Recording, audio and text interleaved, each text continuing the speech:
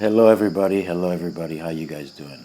I'm doing great. It's here. I'm here in Kopangan, this amazing island. You can see the green behind me. It's just amazing. It's so beautiful. I found my place after all these years and after all this journey. So today I want to talk about the second part of the 6'2" profile, and the second part is about being on the roof. And when we get on the roof, it's almost like we are, running away from life in a sense, because we are going someplace to lick our wounds, because our first 30 years, the first part of our life was a trial and error part. Lots of trials and lots of errors. But it's amazing. It's okay, because it's part of the journey. What can we do? That's just part of the journey. Uh, so being on the roof, so we go out there and we kind of like go out there and lick our wounds, so that we say, hey, I had enough of this stuff. I'm tired of this. I don't want this anymore. Let me hide somewhere. And obviously, being a two, which is a hermit, we go outside. We go to hide someplace, and we definitely don't think that we're role models, because after the first 30 years, how can we be role models by making millions and millions of mistakes? And we're in this world, what they tell us is, they tell us, don't make mistakes, don't make mistakes. People don't like mistakes. Your teachers don't want you to make mistakes. Your boss doesn't want you to make mistakes. Your wife doesn't want you to make mistakes. Everybody around you, they don't want you to make mistakes. And the only way we can learn in life, and we finally realize that, is by making many mistakes. It's okay to make mistakes. Actually, it's a good thing to make mistakes. So that's another thing. So at after 30, it's people come in getting on the roof at different times. For me, still it was that thing, that the first phase kind of followed me even longer than that. Because it just I was just going from job to job, and just not being anything. I think at the age of something like 30, I went to work with my dad, which was, I don't know, my dad had a dry cleaning plant, and I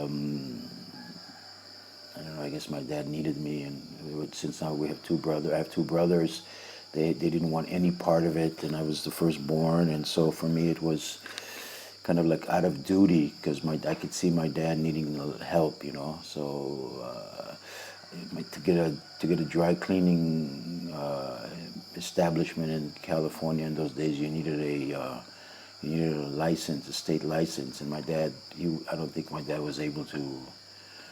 I don't know. I shouldn't say he was not able to, but I just didn't think he had. He just had it to go and get a license. So I had to go to school. I went to a dry cleaning school to learn, so that I could help my dad and get the license.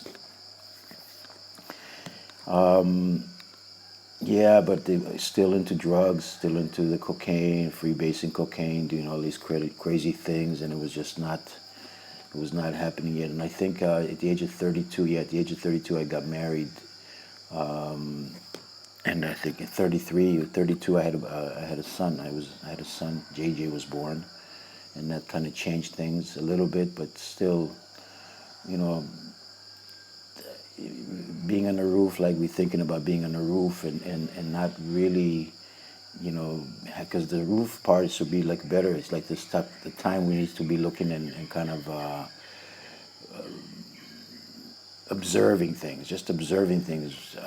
Obviously, I didn't know it at the time, again, about human design, so I didn't know that this phase about observing, and then the third step, you get on top of the roof. I mean, you get off the roof, and then when you get off the roof, then that's when people are starting to seek you out. So I didn't understand that part, so it was still difficult. And I remember I got married in the States. I married an Israeli girl, and we were living in Los Angeles, and she said that she wanted to move to Israel, back to Israel, and I had no desire to go back to Israel. But at that time, I was into a lot of drugs, and all that way. Just before then, I started this thing. I started acting. I started taking acting lessons at like the age of 25, so still in my trial and error stuff, and which is I really am happy that I've done that because it kind of brought me into another phase of life. So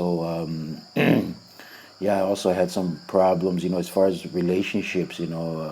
Not easy for a 6'2" to have a relationship because we need our space, and then we need to go and show the world things, or people need to see things from us, and the other part is being a role model. And that was just, I don't know how to say it, but it was just, you're like between a rock and a hard place. And my wife also had some really hard problems with it. And I told my wife that I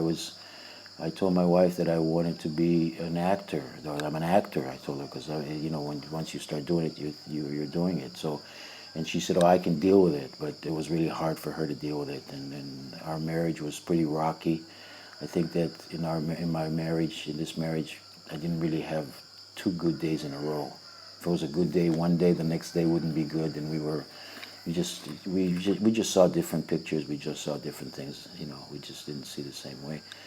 She's not a bad person, and I'm not a bad person. We weren't just meant for each other. She's a projector, and I'm a manifestor, and I guess we didn't know at the time these things. So when you know these things, then it's easier to know how to deal with these things. It makes it easier to deal with it. And when you don't know, it's just you're just like shooting in the dark with your eyes closed. So it was really interesting. Then we moved to Israel, and when I moved to Israel, I stopped all the drugs. I stopped doing the drugs, and that was a great. I mean, I guess the universe was probably telling it through my wife. Was telling us that we need to move because in America, cocaine is too easy. You do cocaine at 4 o'clock in the morning. You run out, you call somebody, and he delivers it to your house in 10 minutes. And so it's fucking crazy.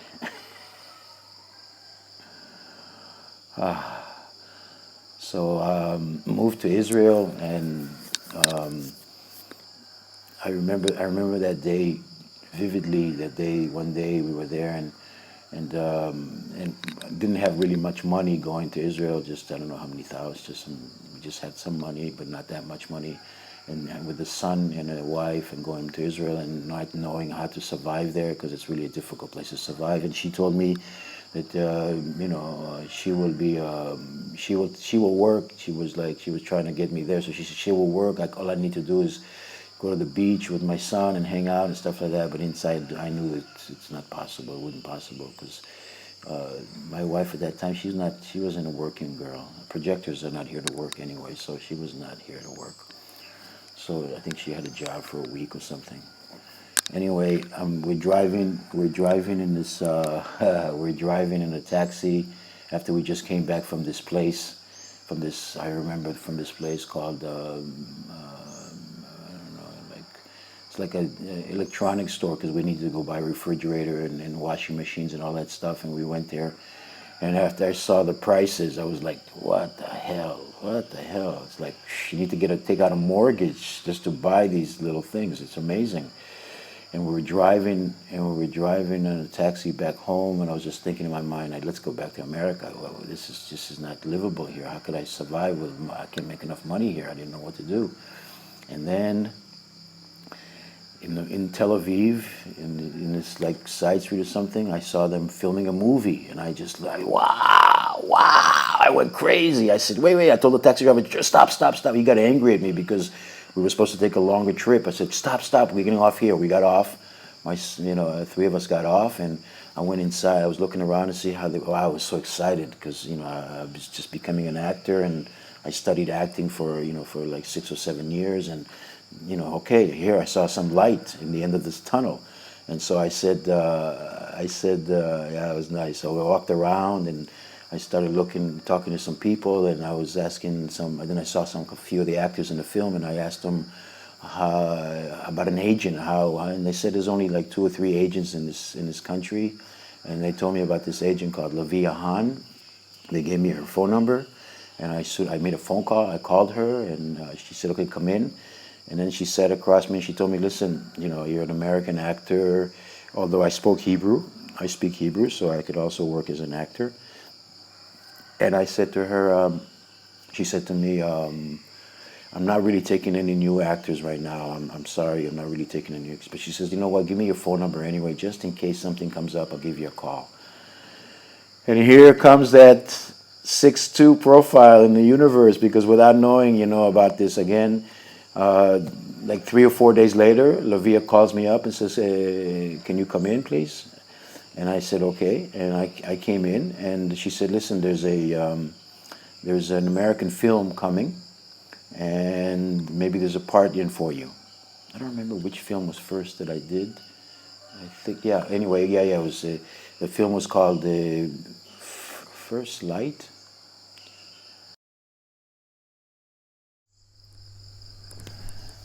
Okay, I'll continue. There's a film called First Light,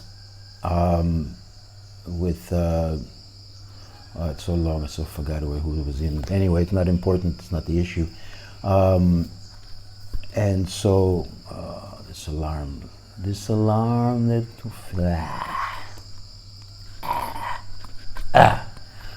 anyway, I'll continue, because I don't edit things. I don't like to edit. I just live.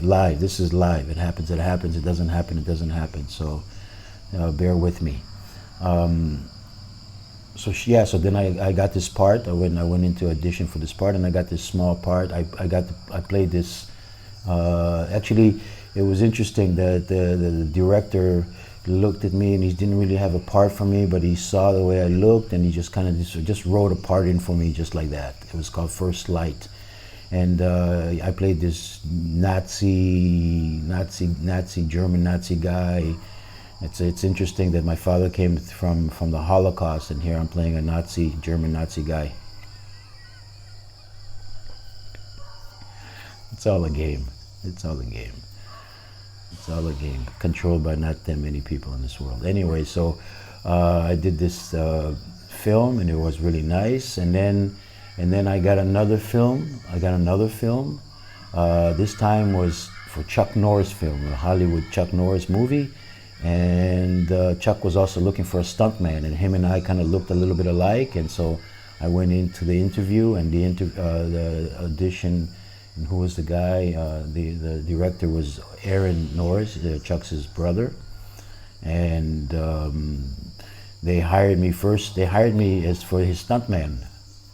They hired me for his stuntman, and then after that, during the time, they liked me, and they gave me a part in the film. I played this pimp in the film. A pimp. I'm anything but a pimp. I get too much compassion, so I couldn't be that. But I played this film, and then it started rolling, and all kinds of stuff came in, and I did a TV series that ran for 5 years. That's interesting. I played like the role model in this film. There was this TV series called Teenage Dreams, and I was the guy who owned the bar. I played as Eric, and my two friends actually were the directors. So that they gave me this part. Actually, again, there was no part for me, and I said, "Guys, you're my friends, you're directors, I'm an actor. Give me a part. Write something for me, but don't write a one-time thing. Just write like a continuous role in this TV series." So they wrote me a role. I was the guy who owned the bar, and all these young kids were coming in and asking me for advice and stuff like that. So they're already being being on the roof, the second phase, but still already people were seeking me out. Right there, I was playing this philosopher guy who owned the bar or stuff like that. So that was very interesting. So got married again. Yes, got married again for the third time. So I got divorced, obviously, and then it didn't work out, but it was okay. We worked it out. Now we're really good friends. And then I got married again just before the age of 50. I think I got married at 49 or something like that. I was married for 11 months, and then we decided to part ways. And then I moved from Israel. I moved to